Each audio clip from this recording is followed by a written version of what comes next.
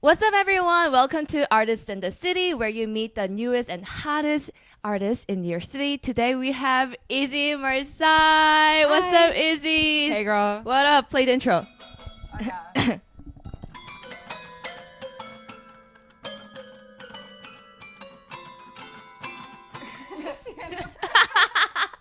As you can see, Izzy is an amazing musician. Izzy, could you introduce yourself, please? Hi, I'm Izzy Marsail. I'm an alt pop singer, songwriter. I've been playing piano for 20 years, as you can see. I've been writing songs since I was like 14, like 13 or 14, so like 10 years now. Yeah. Wow, you've been writing songs for 10 years. Yeah. That's crazy. But like you introduced yourself as an old pop Alt art- pop. Alt pop. Alternative pop. What is yeah. alt pop? Yeah, so it took me a long time to kind of figure out what genre I was. People would ask me, like, what kind of music do you do? Like, what's the genre of your music? And for years, I was just like, I don't know, I just play piano. And I just, like, write songs, and I didn't know what to call it. And then I realized that alternative pop is probably, like, the closest thing that I would call myself, because Regina Spektor, I would consider Regina Spektor alt pop. I would consider, like, Marina and the Diamonds, Billie Eilish, Lana Del Rey, Lorde, like they're like some of my favorite artists. So I felt like that's what I aspire to, is that genre of music. Yeah. I can Yeah. hear all these musicians from your music. Definitely. Thank you. Yeah. That's so sweet. We Thanks. met at the Under St.Marks Yes. open mic, and open you're mic hosting the downstairs. open mic. Yeah, I host the open mic downstairs every Tuesday with my boyfriend Dan Ricker at Under St.Marks Theater. So I've been doing that for 2 years, almost 2.5 years now. It really has like, I was actually really scared. I would write all these songs for like the past 10 years, and I didn't start singing them in public until I started hosting the open mic. No way. Yeah. So that was like your intro to performing and being on stage? Well, I would perform and be on stage, but like I always did, like I would like go to music recitals and do like covers of like Lady Gaga or like old school like classical singing numbers, and I would like write songs, but I was so afraid that they weren't good that I would like not want to sing them on stage, and I would just sing them like in my room. And so then when I started hosting the open mic, and I realized that like it's a good place to experiment and that no one's judging you about it anyway. So that kind of gave me the courage to actually sing my originals. But if you thought that you are not good, what made you to continue doing music? Ooh. I mean, I would just entertain myself for like hours, like in my room. Like when I was a teenager, I just like worked on music, and I had this feeling that someday I'd be confident, that someday I would like what I was writing, and someday I'd get up the courage to sing it in front of people.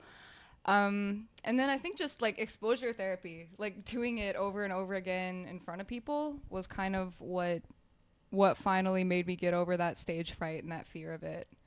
So I think I knew deep down, I felt like I was good at music, but I was like too nervous to sing originals in front of people. Yeah. Yeah. Well, speaking of original music, you have your EP coming up. I do. So it's gonna be. I think it's gonna be 4 songs. I have 1.5 recorded right now. So my debut single coming out in probably like next month, and then a music video sometime soon, is gonna be "Shrink." "Shrink" is a song that I wrote. It was the second song that I started singing publicly. It's about like body image, and it really, really means a lot to me. I think that as my debut single is gonna be a good choice. No one would think that you would write a song about body image, honestly. Really? You're You so, think so? you're Thank so you. pretty. So are you. Thank you. I dealt with like one of my biggest insecurities for like a long time was like I just had this like weird, I dealt with like a lot of body image problems, and I had like a weird like perception of myself that was like really unrealistic, and I talk about that a lot in "Shrink." It's just yeah, that's pretty much the main message of the song. It is like kind of sad, like the way that it tackles body image, because it's about feeling bad about yourself at the first, but I think that by the end of it, it's a really like positive, like optimistic song, Yeah. because the final lyrics are like, "There's more to your life than to shrink, and you deserve so much more than to shrink." So Mic drop. Period.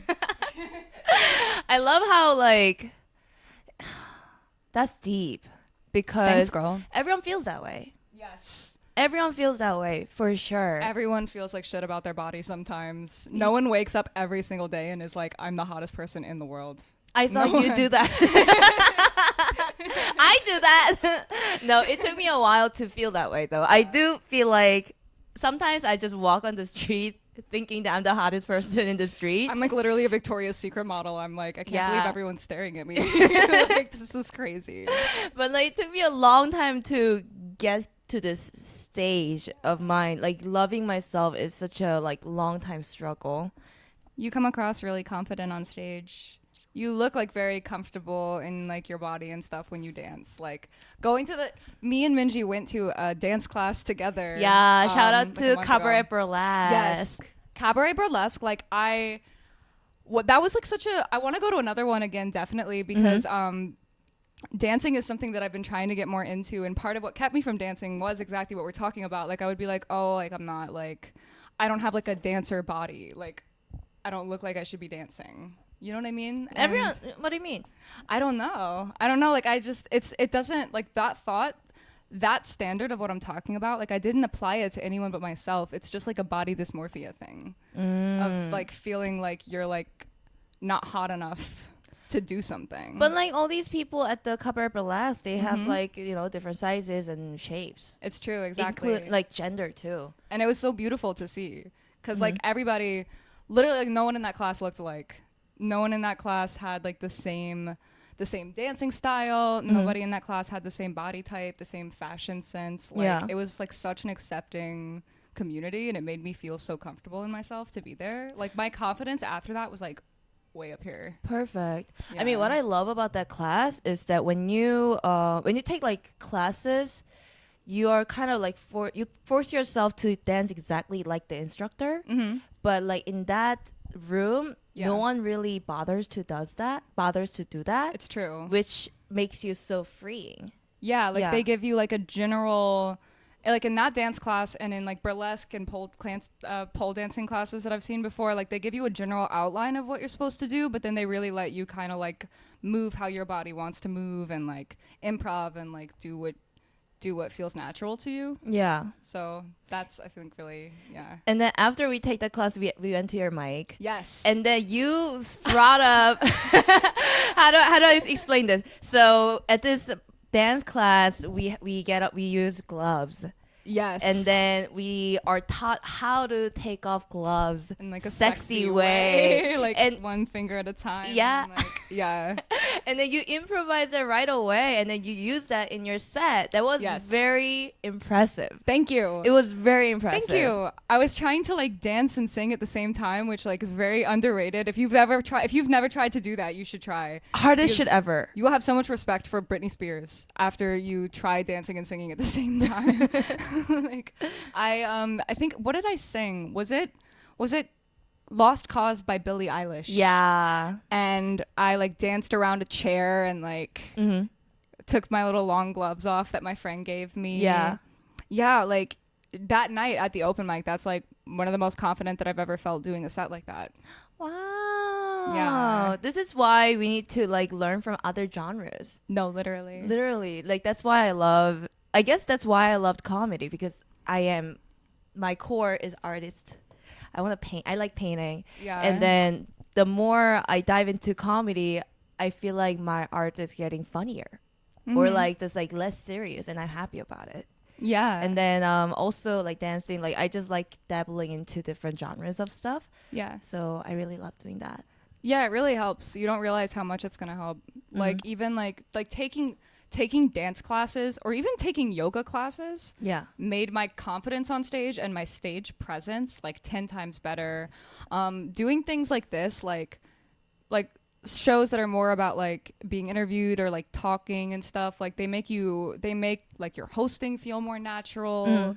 Like if you step outside of your comfort zone, like they will affect the way that your art, like the quality of your art in ways that you really wouldn't expect. Yeah. Well, speaking of your mic, you said that, I mean, you're hosting the mic with your lover. Yes, my man. You're with your man. Dan Recker. How is it to be hosting the mic with your partner?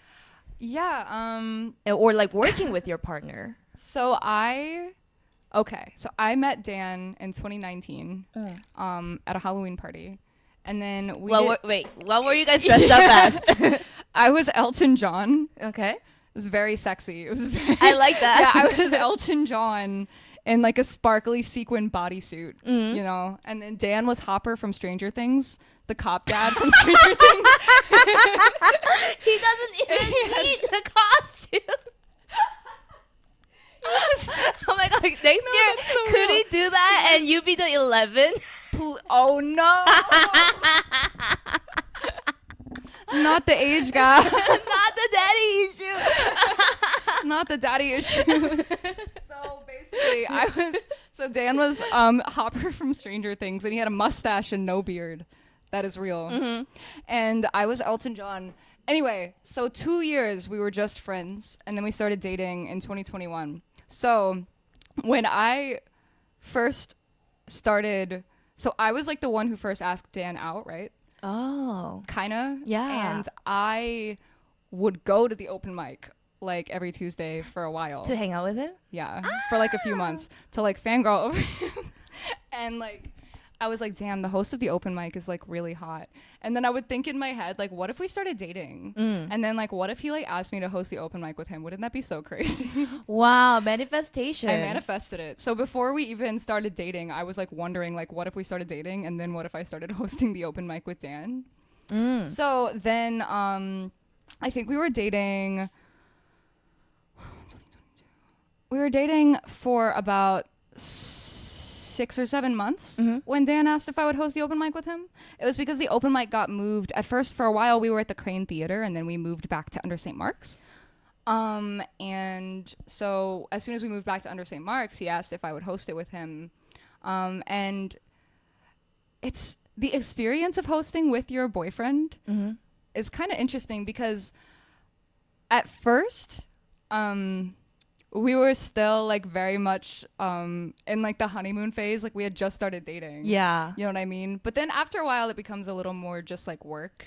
And it's funny going from being at home with him and calling him baby every single time I talk to him. Yeah. And like, you know what I mean? Like just doing couple things to suddenly we're at this show and we have to like kind of turn that down at least a little bit and be like professional. It is something to get used to for sure. Yeah. But like it shines through, like how much you guys are loving shines through on stage. It's very obvious. Yeah. Thank you. I think, correct me if I'm wrong. I'm pretty sure this was you. I think one of the first times you came to the open mic. I'm out. I think one of the first times you came to the open mic, you were doing stand-up. And you said, I have to ask, are you two a couple? And I was like, yeah. And you went, oh, you guys look really cute and poor. Together. That was you, right? That was me. I was like, she's not wrong. We are really cute together and very poor together. She's right. I want it to be funny, first of all. It was funny and very accurate. It's funny and very accurate. Thank you for like, you know, taking it as funny. Being a good sport. Yeah. Being like artists together as a couple sounds very fun and also like challenging. I wish I was dating a finance bro to finance all these. Yeah, right. Yeah. Yeah, maybe like, that could have been like, I guess I could be dating like a Wall Street broker who would just fund my. Yeah. What if like he funds music? your EP? Oh, we should send him this episode when it's done. Fuck Dan, it. like, see if maybe. Dan, make some money, okay? There's this moment like 10 minutes in, Minji says this really funny thing. I think you should listen to the episode. But so Dan is a full-time musician. I have gone back and forth. I'm 24. So I've been going back and forth. Like I had like a 4-month period where I was a full-time musician. And like, so it's I feel like it's good dating someone else who's an artist. And Yeah. because like Dan understands what it's like to be doing music for a living. You know what I mean? Yeah. Yeah. I'm sure like he taught you so much. Yes, As definitely. in like what kind of mindset you should have, or I Yeah, don't know. definitely. Yeah. And I feel like I also probably teach him things, especially because fun fact, Dan is 11 years older than me. So we are appealing to different audiences. You know, we grew up with different music. So I think that I can kind of teach him things about appealing to like girls my age and dudes my age, and like what you do as an artist these days, like TikTok or like the open mics Instagram. I created that. Yeah. I had yeah. to be the one to make that because they didn't have one. So there's things about the music industry that I think that we both can kind of teach each other. Yeah. Oh, as a music artist, what is TikTok to you? TikTok, dude, literally. So I should use it more. I'm still clinging on to Instagram for dear life, like for comfort. But Instagram is kind of ass. Like the algorithm on Instagram Yeah. is not nice to people who aren't already famous. But TikTok, my first video on TikTok got over 1,000 views, like the first time I posted it. And I was so shocked, like at like as I've continued using it, like how much easier it is for musicians to get their stuff out there on TikTok. Yeah. And also like a lot of my friends, like they'll make their song a sound on TikTok, and before they know it, it's been used by like 1,000 people. It's so crazy because I can actually think about all the musicians that I discovered or who got so famous through TikTok. Like I can think about so many people, like Ray, Right? R-A, again, immigrant English moment. R-A-Y-E? Is this someone we know? Huh? No. Or is this a famous person? It's a famous person. Oh, sorry, Ray. A couple people that who they just blew up because their song became a very trendy TikTok sound, and it changed their lives. Yeah, like it's crazy. I have a few friends who have had. So one of my friends, this wasn't a song or anything, but like my friend Haley did a random video of her setting up a tent around her bed, and she had like 200 followers on TikTok, I think. And she did a random video of her setting up a tent around her bed with fairy lights around it and like making it really aesthetic. And then it got like 5 million views, and now she has like thousands of followers. Yeah, out of nowhere. And like on Instagram, that shit can't happen. On Instagram, like you could work for like 8 hours, I feel like, on something, and then you post it, and then it's like 2 likes. Sorry.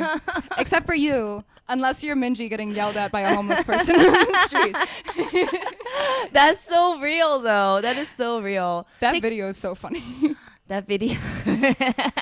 Have you talked about it on the podcast? Not really. I got one video. I got 3 million views on one video. Famous. Yes. So basically what happened was that I was waiting for a comedy open mic, and while waiting for it, I was making art on street.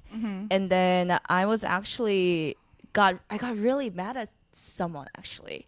And this person is an artist. He paints. Yeah. Right? And then I'm like, I got so mad at him that I painted over his shit. Oh.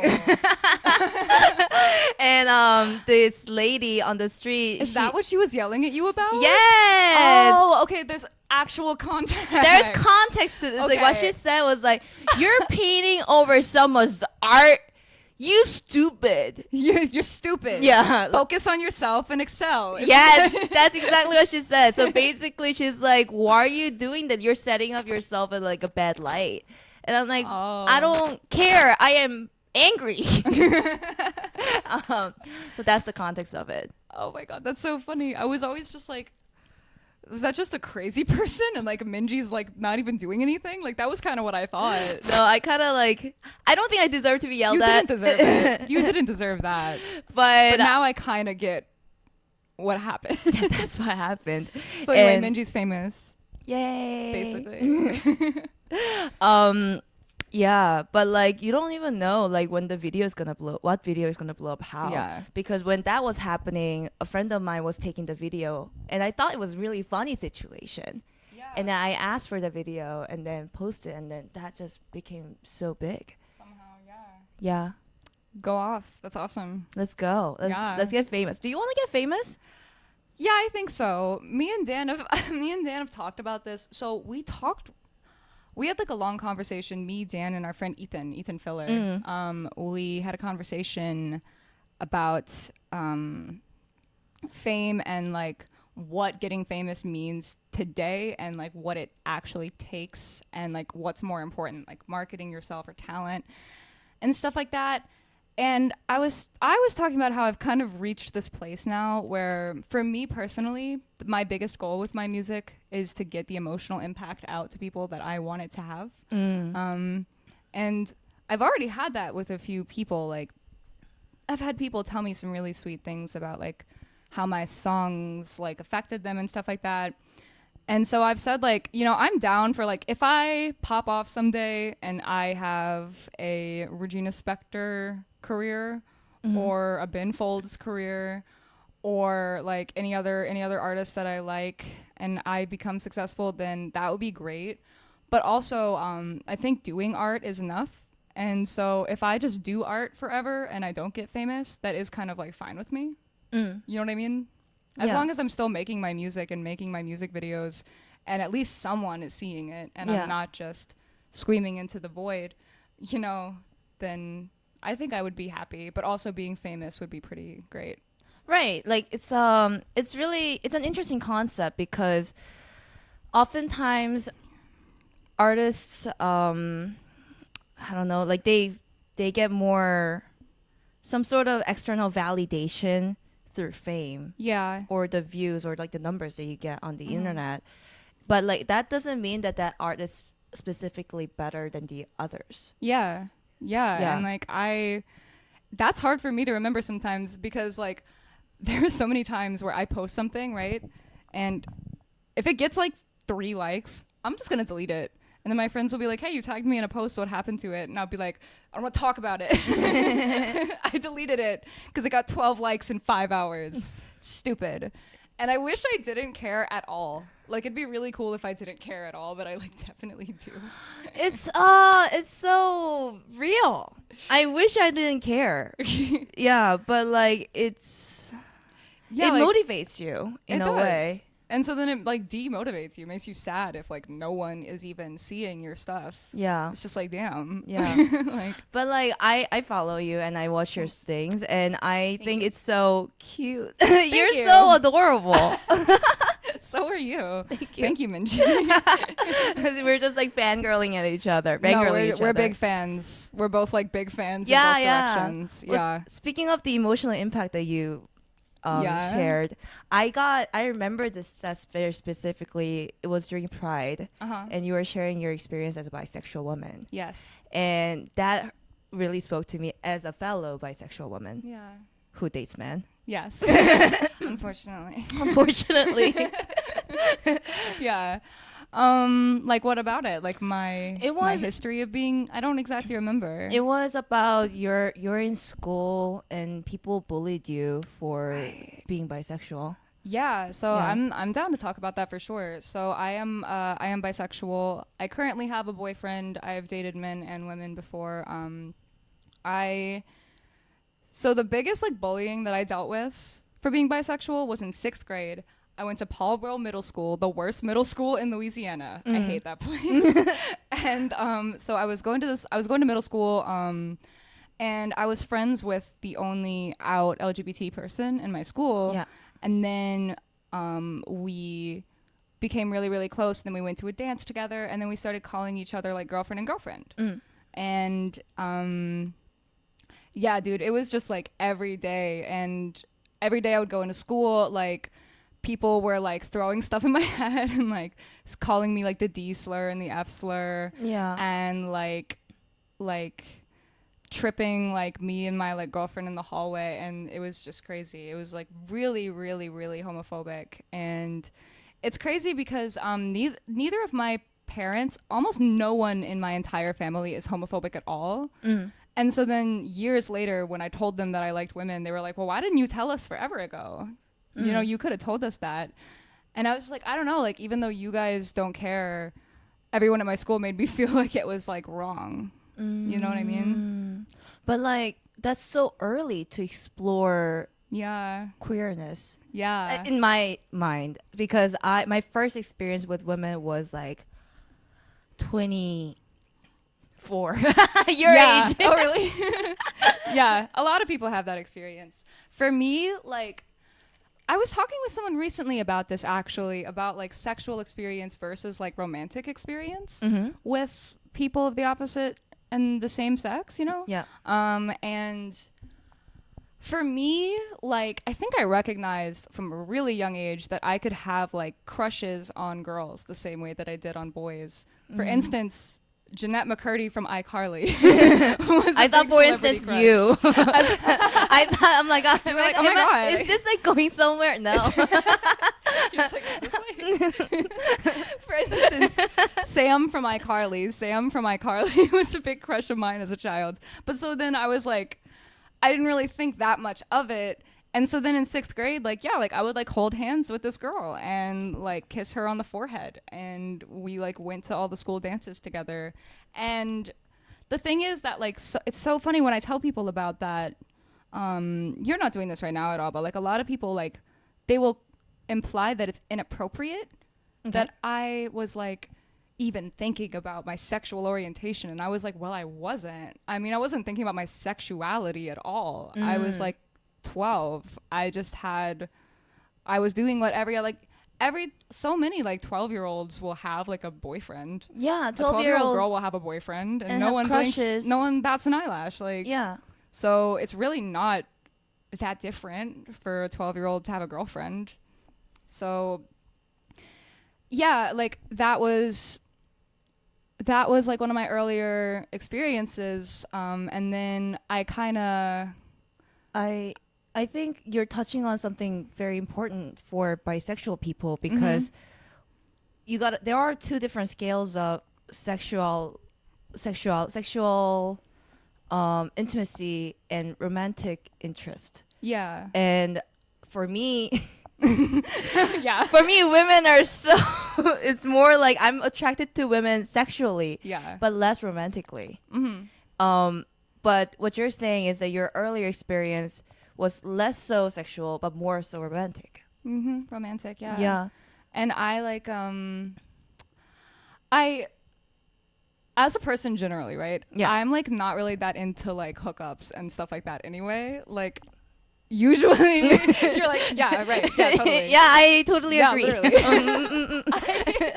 Like I'm like more of a like I want to like date people. Yeah. Usually. So I think that's just like that it kind of subverts like I think like some bisexual stereotypes. Like people are like, oh, you just want to like fuck everybody. That's me. I am horny. Do you, girl? Do your thing. Yeah, but like, I feel you. You're like the lover girl. I'm a lover girl. I am. I'm a romantic. Yeah. And so, yeah, from a young age, I just recognized that I like wanted to hold girls' hands and like kiss them and like be around them. But it's interesting that your EP is less so romantic from what you have experienced, what you have explained. True. You're right. Yeah. Yeah. My EP, I want to write one love song for it because I said right now it's 4 songs and it's probably going to come out like next year. Yeah. So like it's not coming the whole EP, not anytime super duper soon. A single and maybe a second single by the end of the year are coming out. But yeah, so far none of them are like tried and true love songs. So like Shrink is about body image, as we said earlier. Be Jealous is about if I had to say what it's really about, it's about falling in love with an emotionally unavailable person and wishing that you were emotionally unavailable so that you could be as detached as they are. Oh, that's somewhat of a love song, right? It is a bit of a love song. But it was like inspired by your current love life? No, yeah. Well, sort of. So Be Jealous. Be Jealous, I wrote about someone I fell in love with when I was younger, who wasn't that into me. And they were also just a very like emotionally distant person. Right. And I felt like it made me feel bad for being like a very emotional person. Like I cry easily and I'm just like really in tune with that stuff. And so then I was just like, oh man, like it must be nice to like not give a shit about anything. It must be nice to be like emotionally unavailable. That hits so much. That's what Be Jealous is about. It's like the lyrics of that one part, they're like, sometimes I'm jealous of you and the way that you are, but coldness and callousness, they don't hold space in my heart. Can you sing that for me? Oh yeah, it's like, sometimes I'm jealous of you and the way that you are, but coldness and callousness, they don't hold space in my heart.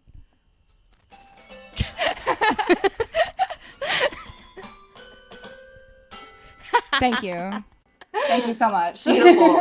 But like, it's so interesting because that was your experiences years before. Yes. And then you're bringing in that to your new music EP. now. Yeah. Yeah. Yeah, it's a part of my history. I think a lot of the songs, Shrink is inspired by like kind of like a years long sort of, you know, thing that I experienced.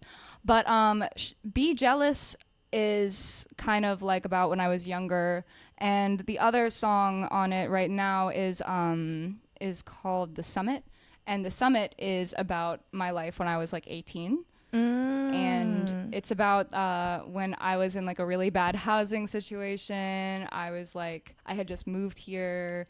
It's about like life being really tumultuous and like finding peace in yourself, sort of. So this new EP is basically like a high-level summary of your diary. Yeah, from From like the 5 past. years ago. From Yeah. like 5 years ago. That's so cool. Yeah. It's a huge project, it seems like. Thank you so much. Yeah. It feels like it. It definitely feels like it. Yeah. I want to do one more like I said though, if I can write like either a classic love song or like a really angry fuck you song. Those are what I want to write, one of those. Oh my god, do Angry Fuck You song and dance to Angry that. fuck you song. Yeah. And rip your like clothes off or something. Oh my god, please. Yes, Yeah. you're right. Yeah, I'll be the backup dancer. Oh my god.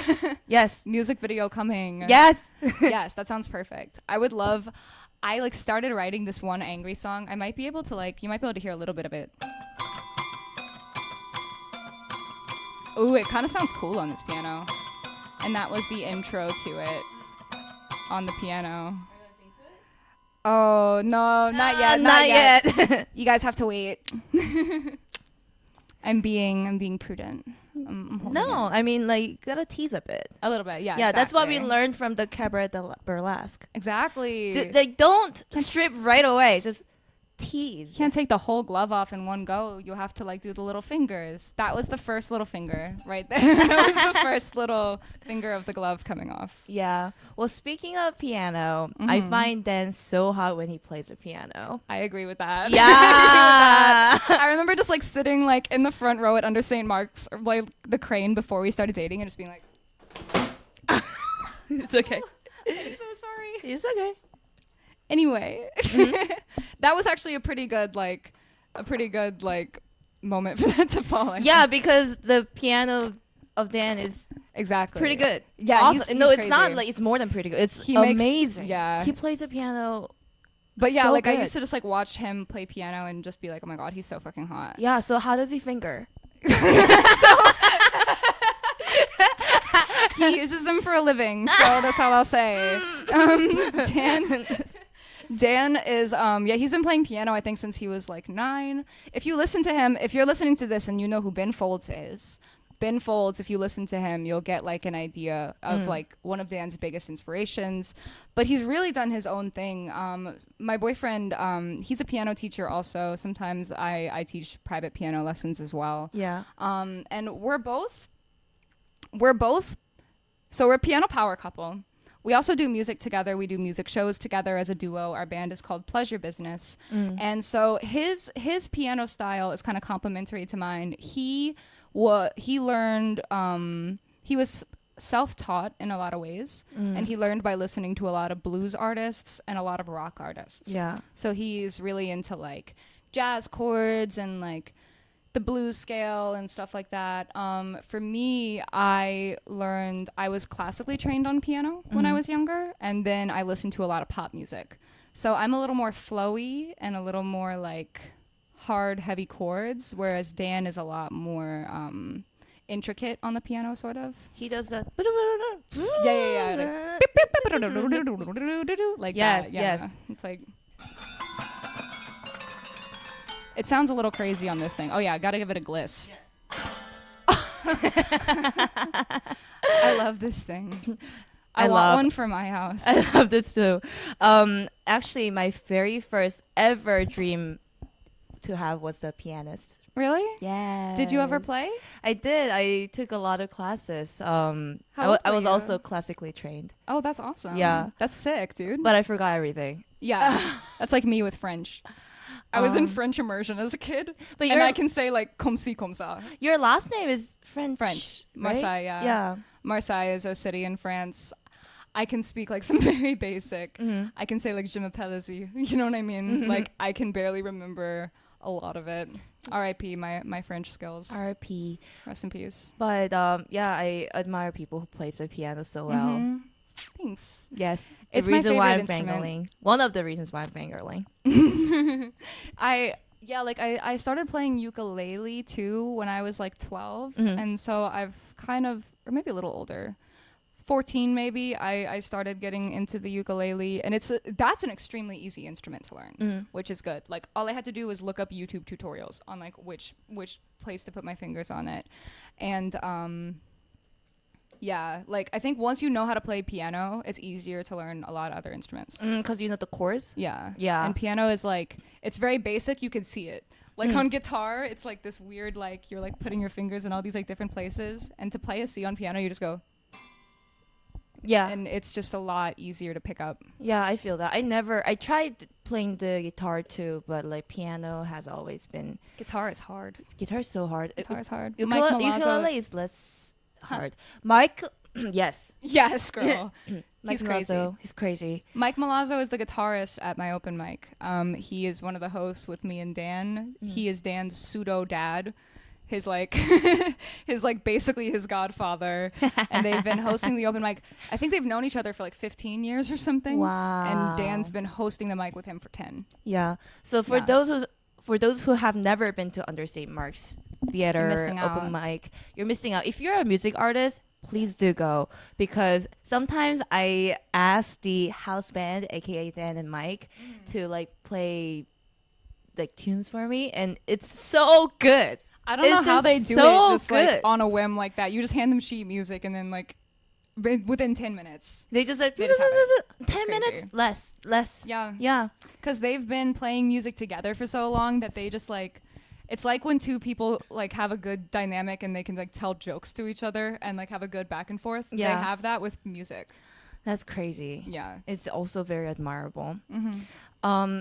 We're almost like reaching the end of the pod, Okay. but I wanted to ask, what is self-love to you?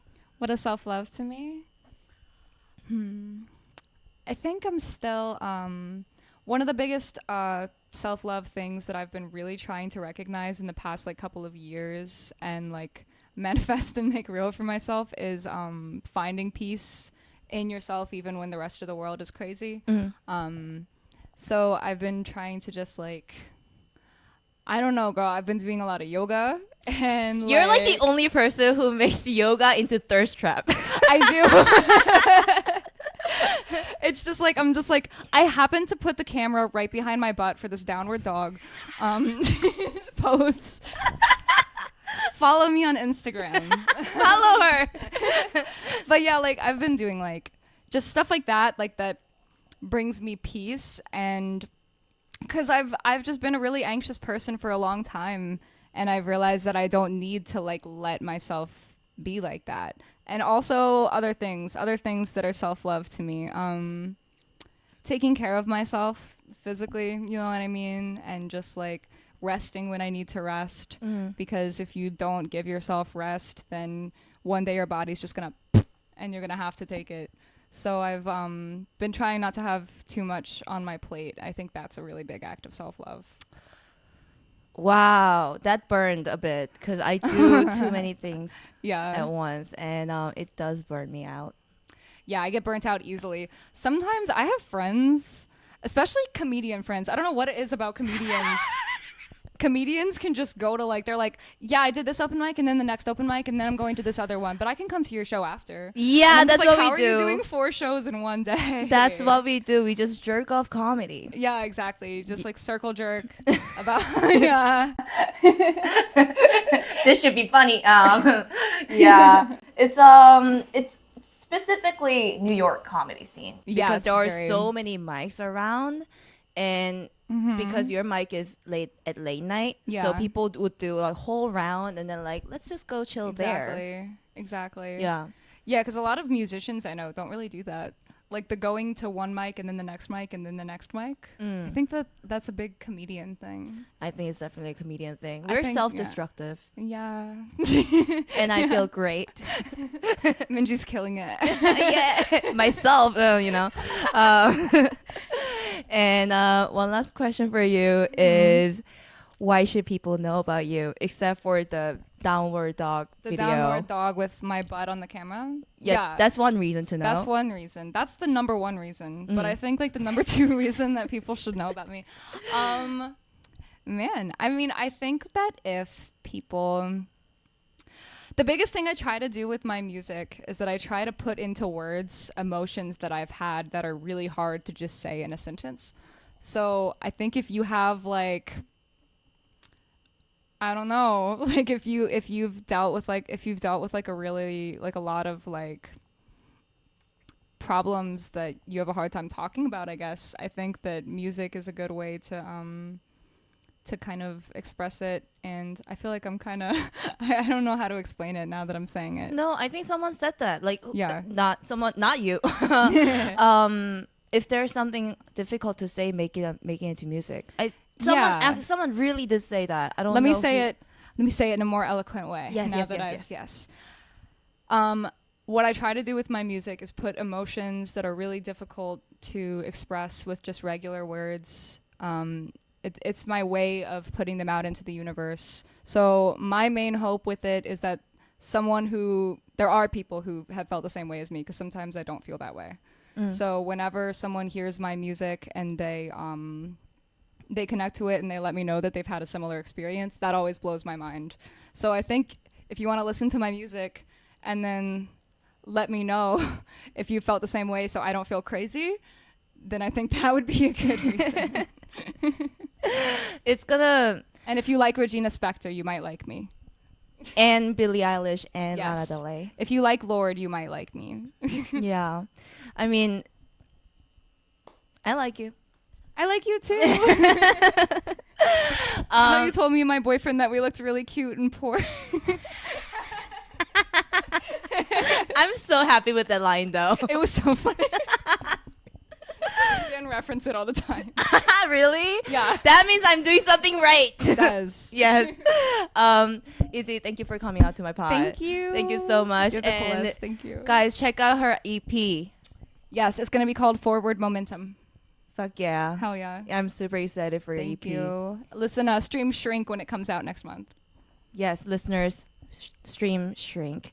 Yeah. And thank you so much, listeners, for tuning in. And I love you guys. Thank you. I love you too. Bye. Bye.